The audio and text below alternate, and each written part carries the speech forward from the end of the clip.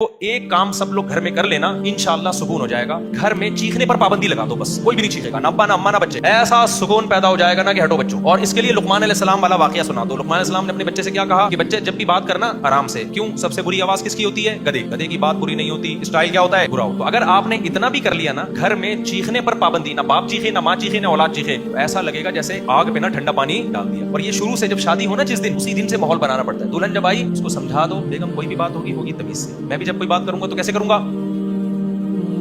اب تو کبھی سے ہی موڈ نہیں ہو رہا آپ لوگوں کا، تو کیا کرو گے تمیز سے؟ منہ سے بول تو دو نا، جو بات ہوگی کیسے؟ چیخنا چلانا نہیں ہوگا، بس آدھے سے زیادہ کام، کیونکہ بچے ماں باپ کو چیختا چلاتا دیکھتے ہیں تو چیخنا سیکھتے ہیں۔ ماؤں کو چیخنا چلانا دیکھتے ہیں، ہاں ماں بات بات پہ کوٹ رہی ہے، بچے کو پڑ گیا، چیخ رہی ہے، کم بخت الو کا پٹھا پیدا ہو گیا، اور یہ وہ ایسا چیخ رہا ہے، تو پھر بچے کے اخلاق بھی ایسے ہی ہو جاتے ہیں۔ اور اگر آرام سے سمجھائے گی تو بچہ بھی کیا ہوگا؟ بات آرام سے کرے گا۔ یہ بہت اہم پوائنٹ کی بات ہے، گھروں میں چیخنے کے ماحول کو کیا کرو؟ بول لو نا، تاکہ سبق یاد ہو جائے، ختم کرو بیٹا تمیز سے۔ دلہن جب آئیے اس سے تمیز سے بات کا آغاز کرو، بولو میری کل آپ سے شادی ہوئی تھی، اس سلسلے میں حاضر ہوں،